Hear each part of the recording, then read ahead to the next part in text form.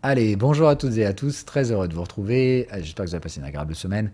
La semaine dernière a sauté un petit peu sur TradingView et cette semaine sera publiée dans YouTube exceptionnellement parce que j'arrive pas à enregistrer sur TradingView.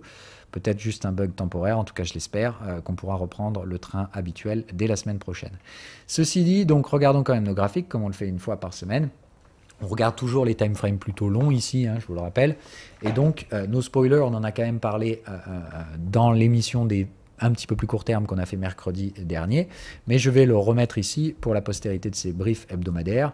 Donc nous avons officiellement un signal hebdomadaire clôturé sur le S&P 500. Ce signal, pour ma part, par rapport au biais du scénario qu'on avait mis en place, petit rappel, c'est-à-dire on a donc deux scénarios aujourd'hui qui évoluent en parallèle puisqu'on ne peut pas, rationnellement parlant, supprimer de façon assez significative l'un des deux. Donc on est obligé en fait de prendre les deux en parallèle et de regarder à travers le temps si les probabilités de l'un ou de l'autre augmentent, etc. C'est donc le cas, on a dit, soit on est sur une structure de vague 1 étendue hebdomadaire, dans ce cas-là il nous reste 2 ATH à faire, donc sous une forme d'excès final, c'est-à-dire concrètement on casse l'ATH mais la valeur ne suivra pas, on aura des replis, on aurait normalement la constitution d'un deuxième pullback en overlap du premier. Étant donné la structure de ce premier pullback très longue en durée et en profondeur, on est quand même retracé 50% alors que la plupart des pullbacks ne retracent que 38%.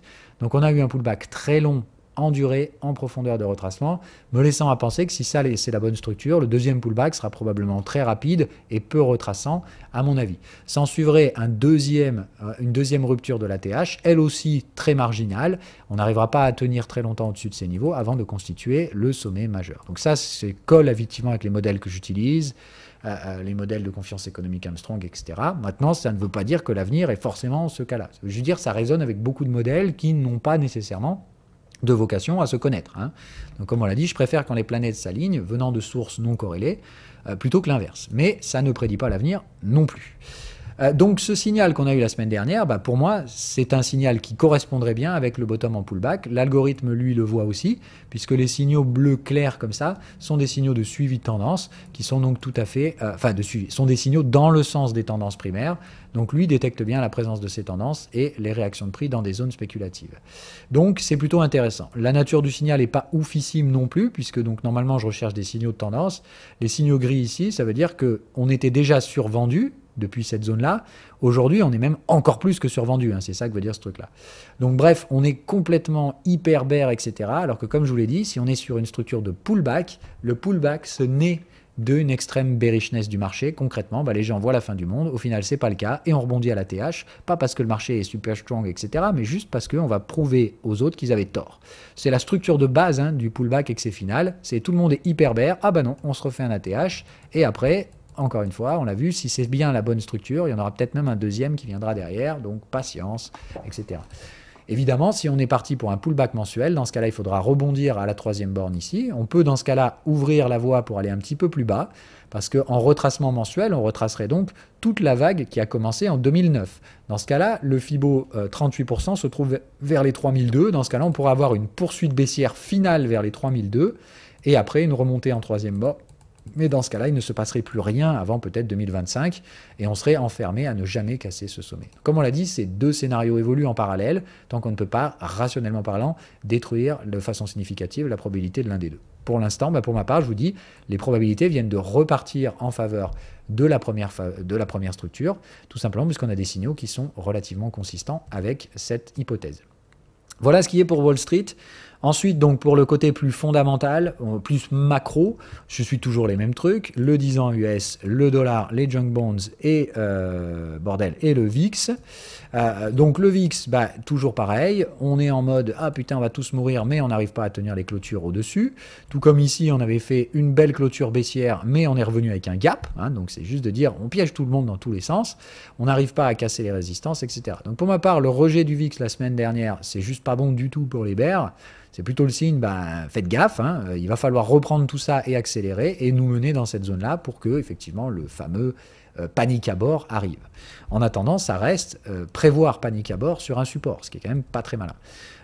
Maintenant, d'un point de vue bull, il va falloir effectivement breaker cette fois cette trendline et atteindre le support majeur pour vraiment constituer un retour du risque, enfin de la baisse des risques et d'une réduction de la volatilité, éventuellement consistant avec un schéma de retour aux ATH. En daily, ce qui est intéressant, c'est qu'on voit bien qu'on a cassé la trendline, même chose que quand on avait cassé celle-là. Donc pour ma part, aujourd'hui, les bears sur la volatilité ont plutôt les cartes en main, donc plutôt ici une réduction de la volatilité, peut-être un peu plus de clarté à venir du côté de la Fed, on va en parler juste après. Côté dollar, bon bah là clairement c'est pareil, on a ces grosses trendlines qui pour ma part sont sur le point de rompre avec des sommets descendants, donc pour moi c'est pas renversement, mais en tout cas fin de la tendance haussière complètement stupido-parabolico, hein, et je pense qu'on va péter toutes les trendlines ici les unes après les autres, donc le but étant d'aller marquer celle-là, puis de la casser, jusqu'à ce que, encore une fois, on trouve un vrai support, probablement pour ma part, plus proche de l'ordre des niveaux de Fibo, 38, donc je pense que vers 105, le dollar index devrait retrouver des supports, en attendant, au moins venir taper le Fibo 23, probablement le Fibo 38 qui doit se situer à peu près par là, me semble être les schémas les plus raisonnables. Donc pas une baisse du dollar parce que, ah putain, le dollar au final, on s'est tous fait avoir, mais juste parce que bah, peut-être que le dollar est monté un peu trop vite, n'importe comment, face à toutes les devises, et que maintenant, on va entamer une phase de retracement qui ressemblera donc beaucoup plus à des ranges qu'à des renversements brutaux, type éclatement de dollars, etc. Hein. Donc attention, les midterms arrivent aussi aux États-Unis. Il y a beaucoup de choses qui vont faire bouger le dollar, mais donc attention aux narratifs qui vont se construire. Comme d'habitude, dès que le dollar baisse, on trouve des raisons de justifier pourquoi ça baisse. Bref, c'est toujours la même connerie des news flow économiques. Les junk bonds, c'est très simple, toujours pareil. Ici, il faut regarder à moyen terme, mettre plutôt une alerte. Si jamais ça dégringole ici, c'est le signe que des problèmes d'ordre systémique reviennent dans ce marché. Sinon, on est toujours bloqué on trade entre les supports et les résistances. On n'arrive à casser aucun des deux. Et dans ce cas-là, on reste dans une zone très tendue, toujours pareil. Les junk bonds, c'est la partie la plus sensible des taux. Donc, on fait vraiment attention. Mais là aussi, la semaine dernière, des signaux acheteurs de type borne de range sont sortis, associés de signaux. Pour ma part, je suis navré de le dire, mais si je regarde de partout, on l'a vu, côté VIX, c'est plutôt les bears, enfin on va dire plutôt maintenant la réduction de la volatilité, donc peut-être un peu plus de visibilité à venir. Sur le dollar, le sommet est probablement en place et des retracements, pas des renversements sont à venir, donc on va dire plutôt repondérer la force relative des différentes devises qui se sont fait démonter depuis quelques semestres, enfin depuis quelques trimestres. À mon avis, l'euro en premier, puis le GBP juste derrière, et potentiellement l'USD-Yen en dernier, puisque c'est lui qui a été le plus violent et qui mettra le plus de temps avant de réussir à stabiliser et retracer. Mais voilà un peu, je pense qu'on a massacré toutes les devises face au dollar, il est peut-être le temps de commencer à repondérer un peu ce truc-là dans des retracements. Et le 10 ans, donc très très important, là pareil, to the moon, donc comme on l'a vu, un avion qui pilote comme ça, la seule chose qu'il va faire c'est stall, c'est-à-dire il va commencer à perdre de la vitesse au point où il va carrément perdre la portance et là carrément ça s'écrase. Donc comme on l'a dit, c'est très peu possible, ça fait partie moi pour ma part des scénarios dont je vous parle depuis maintes et maintes fois, de dire attention aux commentaires parfois stupides, ou parfois assez peu rationnels que j'ai pu voir sur ces délires. Pour ma part, il s'agit de regarder le 10 ans et de se dire, tant qu'il n'y a pas de croisement à la baisse du taux à 10 ans et des Fed Funds Rate, il ne faut pas pricer une récession imminente, mais de dire, oui, il y a clairement une récession qui nous pend au nez, mais elle peut très bien arriver dans 2 ans. Je parle de l'aspect sur les prix. Donc attention, d'ici là, on peut tout à fait relancer la machine du crédit sous une forme ou sous une autre. Il n'y a pas que les taux, encore une fois, qui permettent d'apporter de la liquidité dans les marchés. Pour ne pas vous le citer, par exemple, il serait tout à fait possible qu'on ait l'annonce d'un plafond sur les taux repo, sur les montants de reverse repo déposables à la Fed. Et si tel est le cas, clairement, ça va envoyer le message, désolé les cocos, il y a de l'argent qui circule, il est non productif, il va falloir le remettre dans l'économie. Ce genre de truc, encore une fois, ça peut rapporter de la liquidité dans les marchés et réduire la fameuse volatilité de fin du monde, etc. Donc il y a plein d'autres méthodes que la Fed peut utiliser pour réintroduire de la liquidité dans le marché sans nécessairement refaire baisser les taux, etc., ni QE, comme on a pu le voir par exemple avec la BOE. Donc attention avec ces narratifs, c'est quand même très dramatique. L'autre chose, pour ma part, c'est 91% des gens price 75 points de base au rendez-vous de novembre. Je ne suis pas si certain que ce soit une réalité. On va en parler. Le papier de vendredi, qui a été publié par le Wall Street Journal, entre autres, dit que de toute façon, le prochain rendez-vous du FOMC, donc celui qui conduira à une décision de taux le 2 novembre et la conférence de presse qui en suivra, ils vont de toute façon, pendant ces 2 jours, parler de réduire le rythme des hausses de taux à 50 points de base. Tout le monde se dit, bon, on va manger un dernier 75 et ils vont annoncer 50 pour les suivants. Moi, je vous dis, faites gaffe. Ils peuvent très bien mettre 50 et dire, à partir de maintenant, on passe encore une fois en mode visibilité, c'est-à-dire on réduit à 50 ce mois-ci et on reste maintenant sur un rythme de hausse de taux de 50 points de base par rendez-vous. Mais par contre, attention, on continue de suivre les chiffres. Si les chiffres viennent à se détériorer et à sortir de nouveau des trends et des modèles actuels, dans ce cas-là, on pourra éventuellement envisager de revenir à 75, voire plus. Mais pour ma part, il faut vraiment faire attention. Il y a clairement une chance non nulle. Et pour l'instant, le marché, lui, ne price que 9%. Donc moi, je suis plutôt en désaccord avec le marché. Bon, maintenant, il y a seulement 3 jours, on était à 95. Donc vous voyez, ça se repondère. Moi, je pense qu'il y a quand même une chance assez significative qu'on mange déjà 50 points de base le 2 novembre, avec l'annonce qu'il y en aura 5 de plus à venir en décembre et en janvier. Et que, encore une fois, il suffit de regarder les dot plots de la Fed, c'est tout à fait rationnel. Ça nous ferait par exemple 2 novembre, 50 points de base, 14 décembre, 50 points de base, et début janvier, 50 points de base. Et je vous le rappelle, 450-475, c'est la target des Fed Fund Rate en début d'année prochaine par la Fed. Donc attention, pour moi le marché price des choses qui me semblent beaucoup plus compliquées. Le marché aimerait que la Fed aille vite puis fasse un pivot. Ça me paraît très irrationnel. Pour ma part, la Fed a plutôt intérêt à réduire les rythmes tout en le maintenant. Dans ce cas-là, le marché ne cherche pas un pivot, c'est-à-dire un plateau, puisque pour moi ça semble complètement con ce narratif, mais plutôt dans ce cas-là de dire on passe sur des 50 points de base, puis si les choses s'améliorent, on passe sur des 25, mais on reste dans une courbe de hausse de taux pour repousser au maximum l'entrée dans cette phase de plateau. D'accord? Et on l'avait dit, pour ma part, le modèle, c'est le taux à 10 ans drivera le rythme auquel la Fed pourra monter les taux.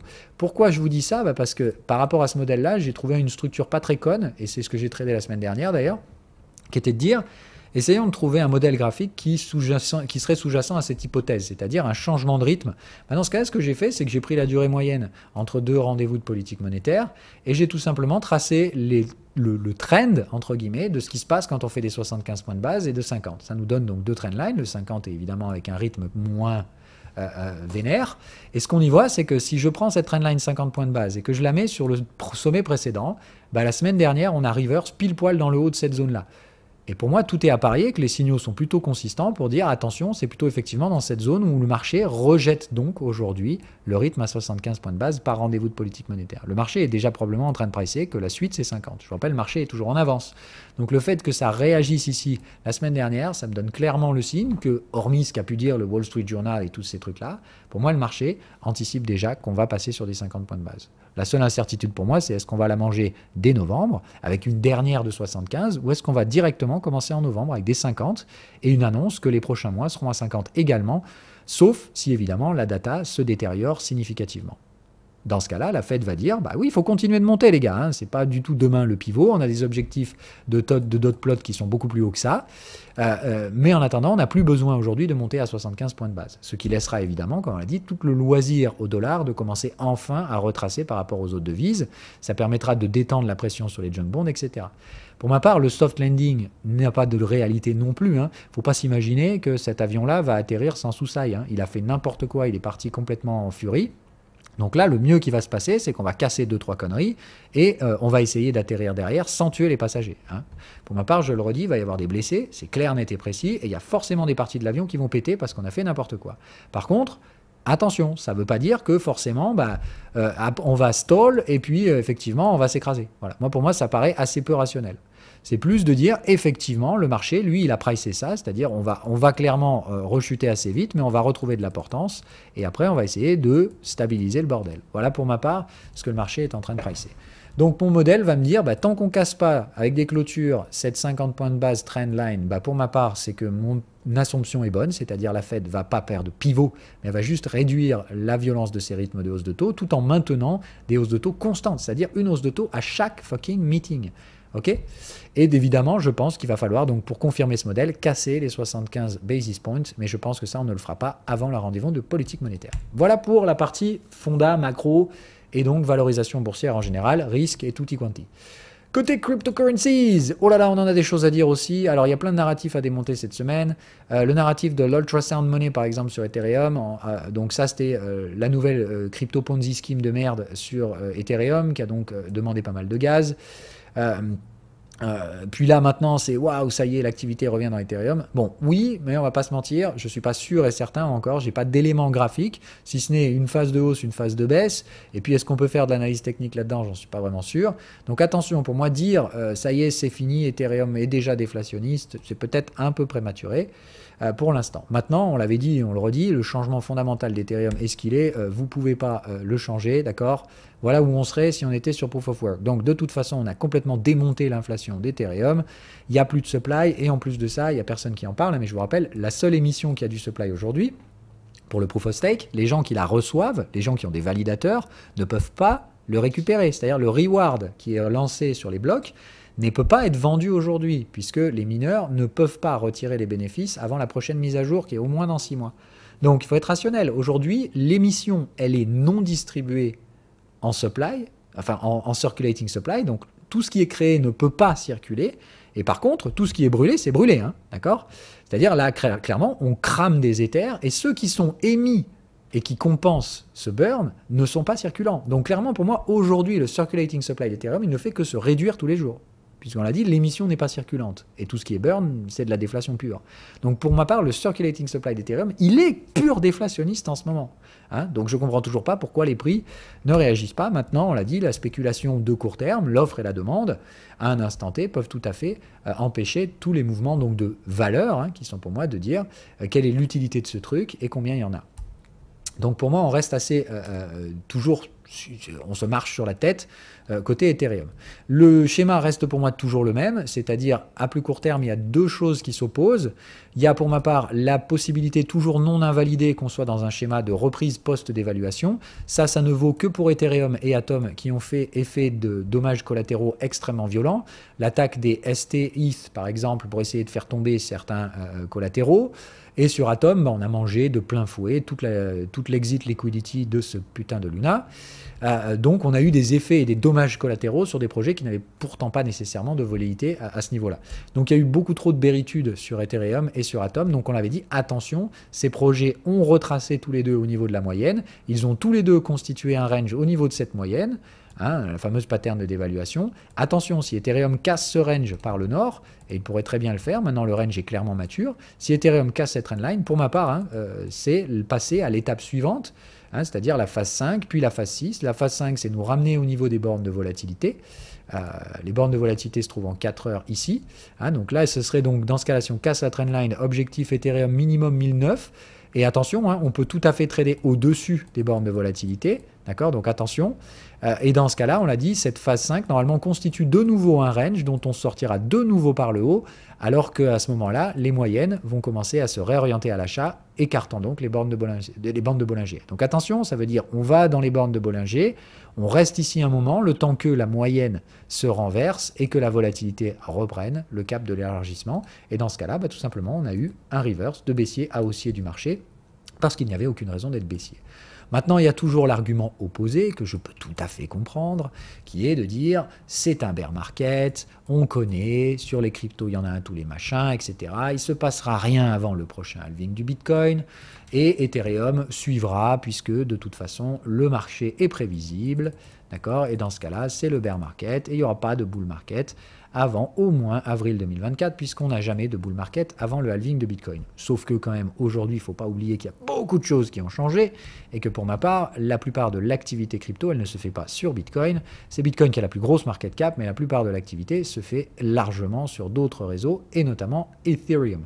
C'est là que la croissance en termes de développement et de trucs est la plus grande. Donc on fait attention, pour moi, c'est bien deux actifs différents. Bitcoin est un stockage de valeur de moyen long terme. Ethereum est un actif de rupture technologique qui vient essayer de disrupter la programmabilité de la monnaie, donc tout ce qui va être finance, banque, etc. C'est là qu'on voit tous ces trucs-là. Donc Ethereum peut tout à fait avoir son propre cycle économique. Jusque-là, il n'avait pas vraiment d'intérêt, hormis suivre la bulle en 2018. Aujourd'hui, Ethereum n'est pas en bulle, hein, je suis navré, c'est pas une structure de bulle, ça. Donc comme je vous l'ai dit, il faut faire attention. Pour moi, le schéma que je reconnais, c'est vraiment celui de la vague 5 étendue, c'est-à-dire on a une première tendance qui est littéralement, intégralement invalidée et retracée, une deuxième tendance qui va se retrouver invalidée, alors que je vous l'ai dit, on était bien en tendance ici. C'est bien là que j'ai pris des stop-loss avec la plupart des traders professionnels. Tout simplement, ici, on se mange une invalidation sur nos suivis de tendance, le signe que la tendance ne veut pas s'installer, alors qu'elle en avait tous les éléments. Dans ce cas-là, on n'a pas une tendance baissière. Comme je l'ai dit, c'est là où il ne faut pas vous planter. Ce n'est pas parce qu'on a invalidé une tendance haussière qu'on est baissier. C'est juste de dire, on peut tout à fait avoir changé le game. C'est-à-dire juste remélanger les cartes dans le paquet pour dire peut-être que tout le monde visait les 9000 un petit peu trop vite. On va juste vous péter les dents, d'accord? Et après, on ira en vague 5 étendue, C'est-à-dire, derrière, on vous prend un contre-pied dans un premier temps. Ici, la violence du pullback est juste, mais sans nom. Hein, et elle peut tout à fait se perdurer, hein, on peut tout à fait rester ici pendant effectivement quelques années, mais en attendant, on peut tout à fait faire des pullbacks en triangle. Dans ce cas-là, comme je vous l'ai dit, le point bas est déjà fait, et bon courage à ceux qui attendent plus bas. Dans tous les cas, la prochaine rupture de la TH sera celle qui, normalement, étendra la vague 5 étendue. Maintenant, ça reste spéculatif tant que c'est pas fait, comme je vous l'ai dit, c'est-à-dire on peut tout à fait ranger ici encore un an et demi, mais pour ma part, on ne peut pas aller plus bas que l'ancienne ATH, c'est-à-dire pour moi les points bas ont été faits, les structures spéculatives plus expérimentées de court terme en 4 heures le suggèrent également, et pour ma part, j'ai repris les tradings à l'achat depuis cette zone des 1000 $, qui me suggère la fin de ces deux flux baissiers extrêmement virulents. Autrement dit, c'est un pullback, hein, c'est un retracement des mouvements haussiers extrêmement violent, extrêmement rapide, mais en attendant, pour moi, je l'ai dit et je le redis, le bottom est fait. Je pense même d'ailleurs que toutes les probabilités d'application de la pattern de dévaluation sont à l'œuvre. Maintenant, on l'avait dit, la phase 4, c'est-à-dire le range qui se fait autour de la moyenne, parfois au-dessus, parfois en dessous, parfois autour, peut tout à fait avoir de multiples formes, puisque c'est sous cette phase-là, la phase 4, que l'incertitude est maximale entre un schéma de tendance baissière et un schéma de retour à la valeur post-dévaluation. Donc pour ma part, il y a beaucoup d'enjeux à court terme sur l'Ethereum, il peut y avoir énormément de volatilité, mais la finalité pour moi est toujours la même. C'est de dire, je n'ai rien contre ceux qui pensent qu'on est en bear market, donc il faut faire des creux et sommets de plus en plus bas, donc il n'y a pas d'autre besoin d'acheter Ethereum aujourd'hui, on va venir frapper cette borne de volatilité, on va venir trader des Ethereum à 660 $, donc c'est pas la peine de les payer 2 fois plus cher. Et il y a les gens comme moi qui vous disent, attention encore une fois, il y a la spéculation, l'offre, la demande, la manipulation du supply par les brokers, et à côté de ça, il y a la valeur et il y a la quantité circulante. L'avantage qu'ont les cryptos que n'ont aucun autre actif financier, c'est qu'on peut être certain de la détention de quelque chose. Concrètement, aujourd'hui, quand vous achetez une action chez un broker, la plupart du temps, vous ne le savez pas, mais cette action, elle est reprêtée derrière, c'est-à-dire le broker, lui, fait sa sauce interne, il fait ce qu'il veut. Concrètement, vous êtes le détenteur de l'action, mais on peut tout à fait la prêter à d'autres personnes qui veulent par exemple la vendre. Okay, donc les actions, c'est un joli micmac, ça circule dans tous les sens. Concrètement, vous possédez une action, mais quelqu'un d'autre en fait ce qu'il veut. Contre votre volonté d'ailleurs, les cryptos, c'est pas possible. Hein. Je vous rappelle, crypto en self-custody, personne ne peut aller les réhypothéquer à droite à gauche. Et ça, c'est la seule différence fondamentale qu'ont les cryptos avec les marchés classiques. Ça, pour moi, je vous l'ai dit et je vous le redis, il n'y a pas plus de 15% qui circulent dans les exchanges sur les grosses cryptos. Et si jamais la demande revient de façon un peu inopinée, ça ne va pas créer du supply ex nihilo, hein, d'accord ? On ne pourra pas faire de la réhypothécation pour permettre de freiner les prix, etc. Les brokers vont se retrouver face à la liquidité sous sa forme la plus pure, c'est-à-dire que si les gens veulent acheter ce truc-là et le veulent en self-custody, ils sont niqués. Il n'y en aura juste pas assez pour tout le monde. Donc, il y a un vrai problème pour ma part sur la compréhension des mécanismes spéculatifs de l'offre et de la demande sur les cryptos, parce que c'est la première fois qu'on va être confronté à un actif qui est très largement détenu en self-custody. Et ça pose beaucoup de problèmes. Donc, cette self-custody, ça ne permettra pas aux brokers de trouver le supply qu'il faudrait pour essayer de maintenir la volatilité. Ça veut dire qu'en cas de demande forte, on ne peut pas créer du supply en réhypothéquant les actifs des clients. Hein. Donc on fait attention à tout ça. Pour moi, je vous l'ai dit, un jour ça frappera et je pense que c'est ce qui alimentera justement la spéculation effrénée de la vague 5 étendue. Maintenant, je ne sais pas combien de temps on va mettre à retourner à la TH et je ne sais pas si on le fera. Par contre, si on retourne à la TH sur Ethereum, il n'y a pas assez de supply pour tout le monde. C'est le jeu des chaises musicales. On va avoir une demande très largement supérieure à l'offre en circulation. Et là, à ce moment-là, je vous dis, c'est le mécanisme de l'offre et de la demande réel, c'est-à-dire ce sont ceux qui détiennent l'offre qui décideront à quel prix ils veulent bien la vendre. Donc ça, on fait très attention.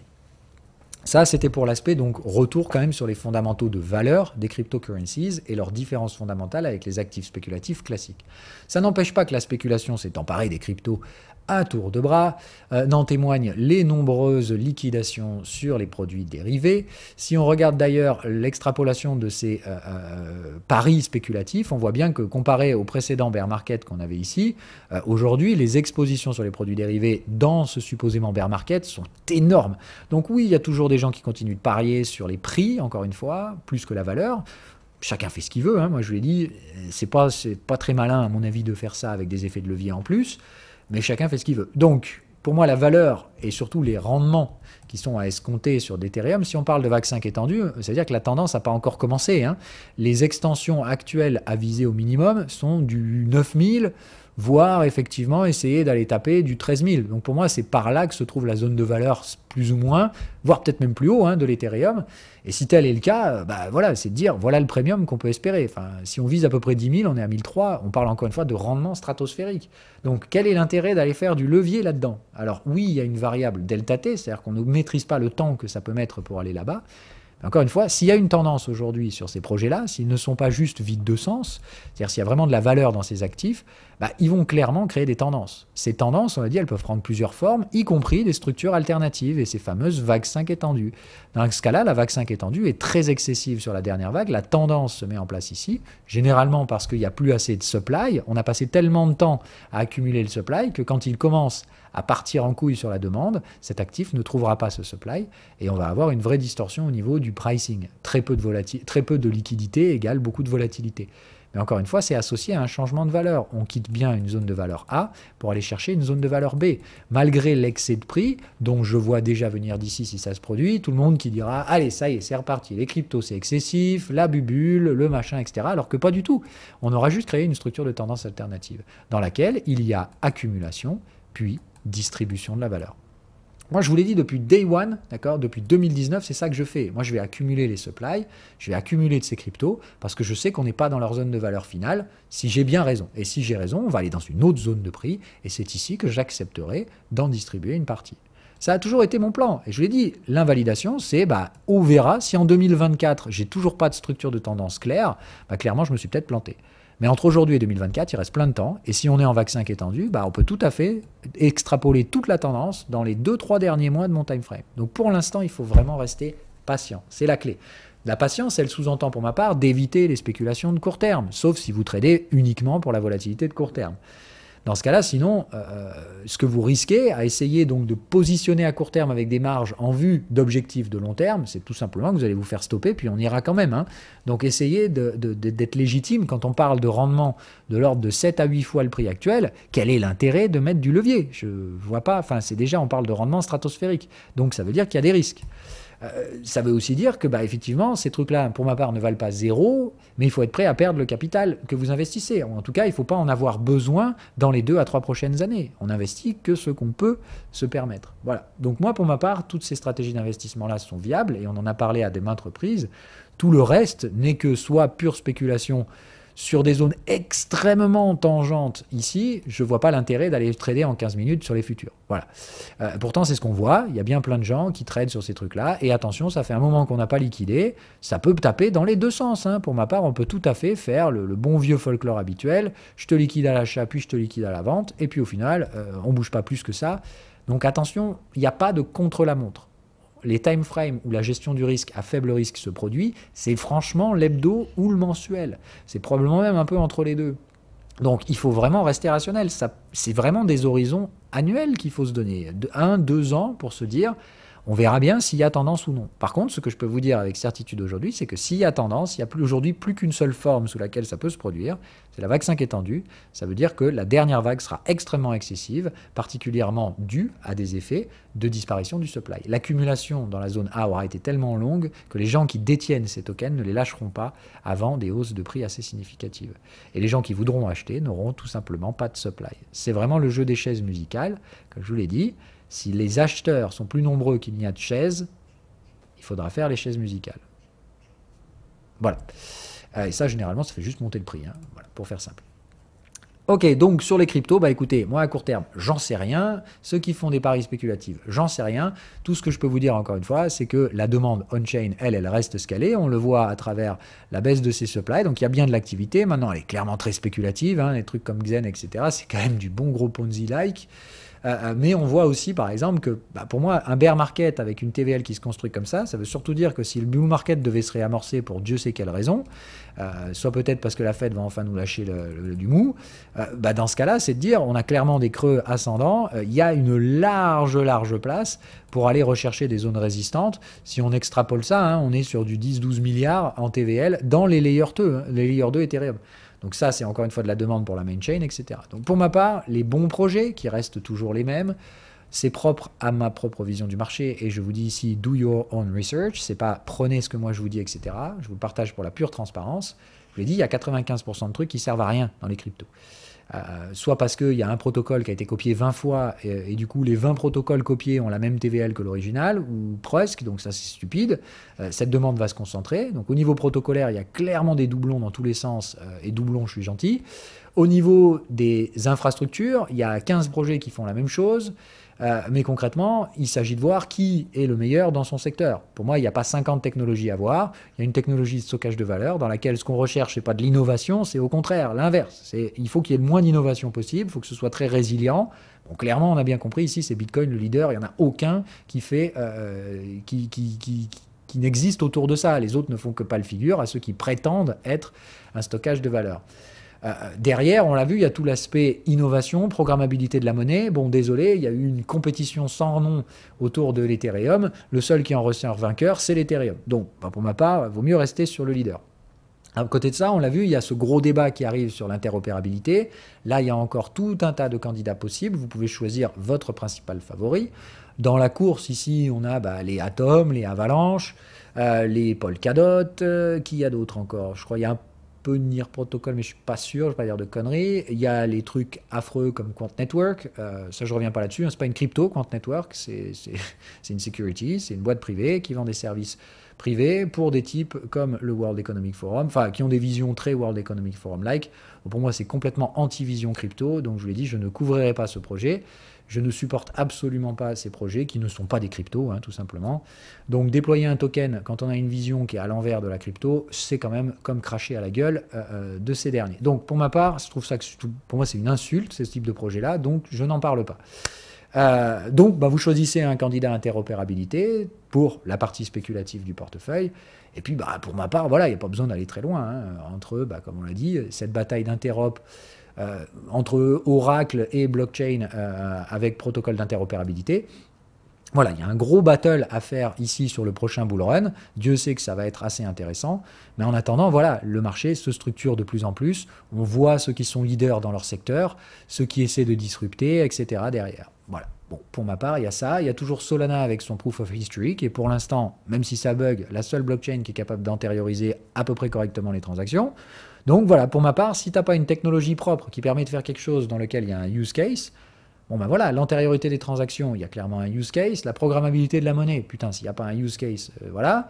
Le stockage de valeur avec une inflation purement programmable et très peu effectivement d'évolution, et une très forte décentralisation, au détriment évidemment, comme on l'a dit, de la scalabilité. Hein, c'est-à-dire Bitcoin, c'est absolument pas scalable, mais on s'en fout, c'est pas ce qu'on veut de Bitcoin. Donc essayez de raisonner trilemme des blockchains, hein, voilà pour moi. Et puis je vous ai dit, il ne faut pas raisonner trilemme, en fait il faut raisonner sous 5 branches, puisque les 2 prochaines branches qui vont être particulièrement développées dans le prochain cycle sont l'interopérabilité et la gouvernance. Voilà. Donc, dites-vous, il y a 5 branches et c'est pas possible que votre projet soit parfait sur ces 5 branches, sinon c'est un mensonge. Donc, il faut diversifier les activités parce qu'il y aura encore une fois différents réseaux qui seront un petit peu plus spécialisés, soit dans l'interopérabilité gouvernance, soit etc. Comprenez un peu ce délire? C'est comme ça qu'il faut voir le marché crypto, c'est comme ça qu'il faut structurer un portefeuille. Ça, on en avait parlé maintes et maintes fois, mais c'est vraiment pour moi l'essentiel. Vous pouvez spéculer à court terme, franchement pour ma part, ça ne revient ni plus ni moins qu'à mettre le doigt dans un engrenage et à espérer que c'est le doigt du collègue qui va se faire casser et que vous pourrez tirer les billets de la boîte. Moi, pour ma part, je ne sais pas. Concrètement, c'est de dire, oui, il y a une boîte avec de l'argent, il y en a une partie qui va être libérée pour certaines personnes, mais concrètement, quelle est la probabilité que vous fassiez partie de ceux qui vont se faire péter les doigts et de ceux qui vont pouvoir tirer un bifton? Perso, je ne sais pas. Donc, restons encore une fois rationnels. Trader ici à court terme, pourquoi pas, il faut vraiment savoir faire, mais surtout être conscient que les enjeux sur ces zones-là sont quand même d'horizon hebdomensuel. Donc, pour l'instant, la volatilité nécessaire pour spéculer à court terme, elle est plutôt en train de se réduire de façon assez drastique. Beaucoup parient que ça va exploser à la hausse, à la baisse. Je suis de cet avis-là, mais ça peut encore prendre plusieurs semaines. Donc, restons rationnels. À court terme, pour ma part, c'est surtout que la valeur temps dans les produits spéculatifs, c'est surtout ça qui vous coûte. Et ça, chaque jour qui passe sans volatilité, alors que vous pariez sur l'augmentation de cette dernière, c'est de l'argent dans la poche des brokers. Voilà tout ce que j'avais à vous dire. On en a déjà parlé, mais je préférais le redire ici. Pour tous ceux qui ont des portefeuilles d'investissement, encore une fois, il y a certains choix et positionnements que vous devez faire. Acceptez dans ce cas-là de vous tromper de candidat et de changer. Mais pour l'instant, voilà les 3 grandes thématiques qu'il faut développer. Un stockage de valeur. Pour moi, un portefeuille crypto sans Bitcoin, c'est juste pas un portefeuille crypto. Un portefeuille crypto sans Ethereum, c'est pas un portefeuille crypto. Un portefeuille crypto sans Solana, c'est pas un portefeuille crypto. Et un portefeuille crypto sans protocole d'interopérabilité, que ce soit Atom, Link, Avax, ou d'autres, hein, comme je vous dis, que j'aime pas particulièrement, mais ça me regarde. Vous faites ce que vous voulez, mais pour moi, voilà les 3 grandes spécialités obligatoires à avoir dans un portefeuille crypto. Avec quelle pondération, etc. Ça dépend principalement de votre appréciation du risque et de votre affinité avec certains projets. Et ça, c'est quelque chose de personnel. Mais pour ma part, il y a bien une chose à comprendre sur tout portefeuille crypto, ces 3 secteurs d'activité doivent être représentés. Plus ou moins de pondération et différents candidats, comme on l'a dit, en fonction des appréciations personnelles. Un portefeuille sans interopérabilité, sans programmabilité de la monnaie et sans stockage de valeur, je ne sais pas ce que vous faites. Mais si vous êtes en train d'acheter des shitcoins pour faire x200, ça me paraît compliqué. La valeur, elle est là, clairement, parce que là, encore une fois, il n'y a pas que de la spéculation, il y a du vrai travail. Il y a des équipes qui bossent de façon décentralisée, etc. Ça demande beaucoup de temps. Hein. Je vous ai fait un thread sur Twitter assez important là-dessus, mais c'est vraiment important que vous compreniez ça. Je vais aller le chercher. Hop, le voilà. Donc, pour faire simple, hein, alors je ne l'ai pas traduit en français celui-là, mais je pense que c'est de l'anglais compréhensible par tout le monde. Hein. Construire une architecture, une infrastructure en tout cas décentralisée, ça souvent, pour vous en tant qu'utilisateur habitué, au contraire, à des trucs très centralisés, très verticaux, Web2, GAFA, etc., bah, c'est choquant, parce qu'encore une fois, bah, vous aviez l'habitude de quelque chose qui est à l'extrême opposé de ce que construit un protocole décentralisé. Donc effectivement, ça va vous donner l'impression que c'est bordélique, quoi. Concrètement, c'est le bordel. Quand on regarde de loin, moi j'ai été habitué à on me tease un produit, il arrive 3 semaines après, il est super bien day one, etc. Tout simplement parce qu'encore une fois, des entités centralisées ont architecturé tout ça, etc. C'est donc souvent cette impression de bordel, c'est souvent le signe que justement vous n'avez pas affaire à des entités centralisées qui contrôlent derrière. La deuxième chose extrêmement importante, c'est justement la lenteur. Il s'agit de comprendre que construire de façon décentralisée, c'est coordonner de façon décentralisée plusieurs équipes. Du coup, ça, c'est effectivement très lent, puisque souvent, on a plusieurs équipes qui vont bosser sur des technologies qui s'overlappent, et elles vont bosser en parallèle. Donc oui, en plus de ça, il y a une forme de perte énergétique qui est due au fait que plusieurs équipes travaillent en parallèle sur différentes solutions technologiques qui s'overlappent. À terme, il n'y en aura probablement qu'une des deux qui va rester. Mais ça, encore une fois, ça se voit et ça paraît effectivement plutôt pourquoi on fait 4 fois la même chose, on perd du temps, etc. Mais tout ça, c'est justement la base d'une infrastructure décentralisée. Il n'y a pas de pouvoir commun qui vient et qui dit non, non, on va faire comme ça et vous ne dites rien.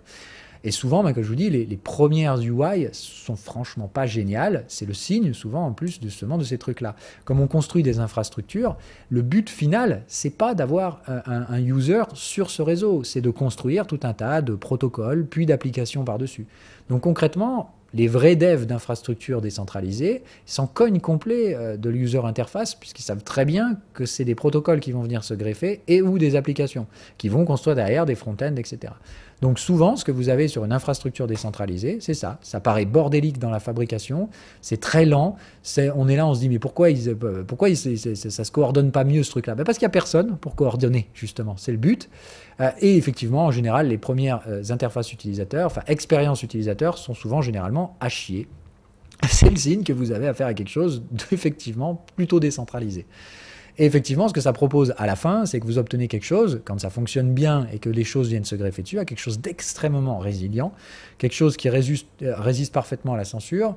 Alors, le parfaitement ici est tout à fait nuancé. Hein. Il s'agit juste de dire que comparé à une entité centralisée qui, si elle veut vous dégager du réseau, le fait immédiatement d'un coin d'œil, c'est absolument pas le cas sur ces réseaux-là. Encore une fois, la résistance à la censure n'est pas parfaite. Il y a beaucoup de débats en ce moment sur la connerie de censure d'Ethereum.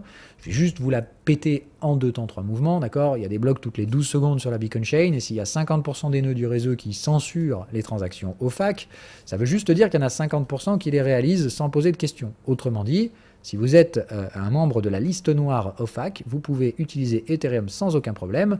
Au pire, vous allez devoir attendre un bloc de plus. Oh shit, ça veut dire qu'au lieu d'être exécuté dans les 12 secondes, ça faudra peut-être 24. Oh my god. En termes de censure politique, je peux vous dire que demander à certains pays sous l'influence de censure, ils vous riront au nez. C'est surtout ça très important, une fois que le protocole ou l'infrastructure atteint un degré de maturité avancé, le développement très lent initial laissera place derrière à quantité de travail équivalent, hein, c'est-à-dire si on considère une unité de travail dans le temps, elle reste relativement équivalente. Alors il y a de plus en plus d'équipes qui se greffent, hein, mais il s'agit de dire qu'à quantité de travail produite constante, derrière la scalabilité du réseau est exponentielle. Elle n'est pas to the moon, hein, je vous rappelle, on est sur une S-curve, c'est-à-dire qu'à un moment donné, on obtient un plafond de profitabilité, enfin de scalabilité du réseau. Hein, mais on a vraiment cette phase de rupture technologique où effectivement, à un moment donné, tout le travail passé produit des résultats assez impressionnants.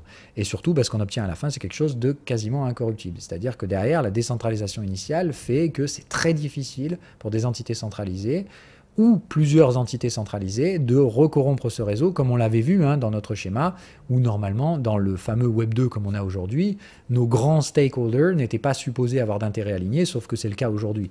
Donc comme on le voit, ça va être très difficile de corrompre ces réseaux-là et d'arriver à avoir des intérêts majoritaires alignés, tout simplement dû à la décentralisation native de ces réseaux. Ce que ça fait effectivement, comme je vous dis, c'est mes conseils pour essayer de trouver des projets décentralisés aujourd'hui, c'est de vous dire, ces projets-là aujourd'hui, ils ont surtout ces caractéristiques-là, c'est-à-dire que comme c'est long et qu'ils sont encore dans les phases de développement, vous devez avoir une roadmap publique, pas de construction derrière des petits rideaux clos, etc., d'au moins 2 ans. Derrière, vous devez avoir effectivement au moins une dizaine d'équipes visibles qui travaillent en parallèle sur ce projet. Souvent plus, mais moins de 10 équipes, c'est quand même problématique. Ça veut dire que la centralisation est quand même inquiétante. Vous devez voir effectivement une compétition à la fois interne et externe extrêmement grande. Interne, ça veut dire qu'effectivement, il y a des équipes à l'intérieur de ce truc-là qui travaillent dans cet écosystème, qui travaillent sur différentes technologies qui sont en compétition directe. Ça, on le voit très bien chez Cosmos. Vous avez 2-3 boîtes qui bossent sur le même truc, et puis à terme, il y en a une qui domine et l'autre qui disparaît. Mais comme on l'a vu, cette compétition naturelle, c'est ça qui est la base d'un protocole décentralisé. On le voit effectivement sur les layers 2 Ethereum. Il y a énormément de compétition à l'intérieur de l'écosystème, dont certains qui proposent des solutions Zero Knowledge, qui donc font la même chose, de l'optimistique, etc. Il y a différents roll-up qui sont dans le même cadre technologique, qui sont donc en compétition les unes contre les autres. On parle de compétition interne. Je parlais d'externe aussi parce que je trouve ça très intéressant d'avoir une compétition externe. C'est le signe qu'effectivement, il y a des parts de marché dans cet intérêt économique, dans le sens où un développement décentralisé, comme on l'a dit, est lent, etc. Et ça peut attirer d'autres projets beaucoup plus centralisés, justement, qui vont venir se mettre en compétition sur juste ces trucs-là. C'est-à-dire, ils vont arriver avec des produits qui, en l'apparence, sont moins bordéliques, d'accord. Ils vont souvent jouer sur une UI dès le début qui est super fantastique. On vous dit, mais regarde, c'est beaucoup plus pratique d'utiliser notre truc, etc. Et puis, en général, ils développent donc très très vite et donc de façon coordonnée. Vous avez donc tous ces projets qui se prétendent décentralisés, qui donc n'ont absolument pas les caractéristiques et qui viennent donc entrer en compétition avec des projets, eux, décentralisés. Bon, ça, comme on l'a dit, c'était par exemple les trucs type Avalanche l'année dernière. Alors attention, Avalanche aujourd'hui, c'est décentralisé beaucoup plus, mais à l'époque, c'était vraiment ça. C'était, on va jouer le ETH Killer en arrivant beaucoup plus rapidement, de façon beaucoup plus coordonnée, etc. Dans ce cas-là, le projet n'avait rien de décentralisé, et j'avais donc réalisé pas mal de vidéos là-dessus pour dire, attention quand même les gars, il y a beaucoup de soucis sur la verticalité du projet Avax. Aujourd'hui, c'est beaucoup moins le cas d'ailleurs, heureusement. Donc voilà, ces trucs-là, c'est hyper important. Et vous devez voir de très longs et douloureux débats sur des sujets politiques à l'intérieur de l'écosystème. C'est le signe, encore une fois, que cet écosystème est bien décentralisé. Ça vient, ça découle de ce qu'on a vu au-dessus, mais ce sont des éléments que vous devez voir, en fait. Et surtout, le dernier, à pas sous-estimer, ça doit merder en fait par moment. Quand je parle de merder, ça ne veut pas dire le truc s'arrête complètement et terminé, ça repart plus jamais. Mais de dire par exemple, les blocages de Solana par le bourrage des transactions, ça me paraît normal, ça fait partie des erreurs techniques. Concrètement, la blockchain marche, mais on la pousse dans ses retranchements. Ethereum qui était complètement pété en termes de gas fee en 2021, c'était typiquement ce genre de truc. Voilà. Les erreurs techniques d'Ethereum en 2015 d'ailleurs, puis 2017, il y avait franchement des soucis techniques sur la technologie, quoi.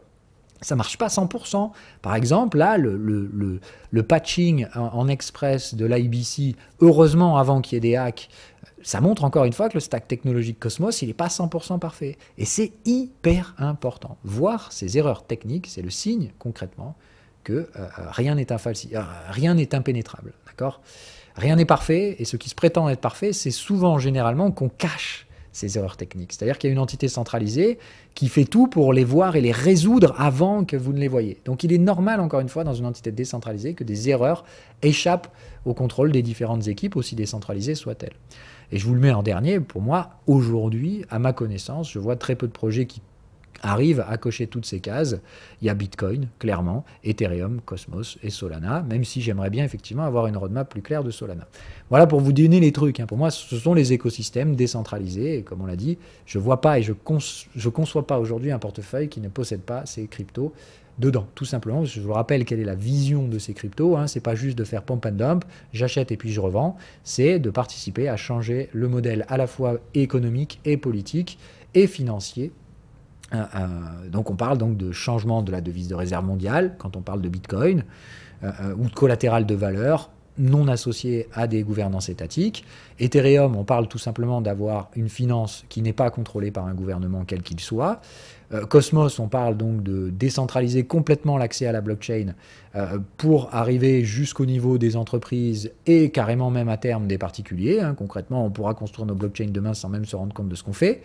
On déploiera ça tout comme on déployait un site web post-année 2000. Et concrètement, Solana, c'est le proof of history. Donc, comme on l'a dit, il y a une utilité claire à ce niveau-là. À mon avis, c'est pas vraiment pour minter des NFT à la con. Mais bon, comme toujours, un réseau et une infrastructure peut tout à fait être construit pour un but futur et être utilisé de façon totalement différente en cours de route. Mais pour ma part, voilà, je vous l'ai dit, la valeur de Solana, c'est pas ces NFT, c'est la capacité qu'elle a de antérioriser les transactions, ce que ne peuvent pas faire les blockchains avec des finalités... merde, comment on dit c'est stateless du coup Solana. Donc c'est assez intéressant effectivement d'avoir ces technologies-là. Et il n'y a pas du tout que Solana, là encore. Bon bref, on s'étale. De toute façon, je vais vous laisser là-dessus.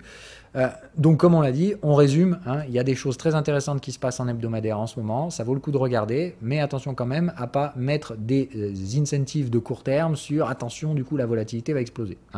Et surtout, donc on a le gros point du 2 novembre qui arrive plus vite qu'on ne le pense, qui va donc switcher et entériner le délire autour des taux. Allez, ciao ciao!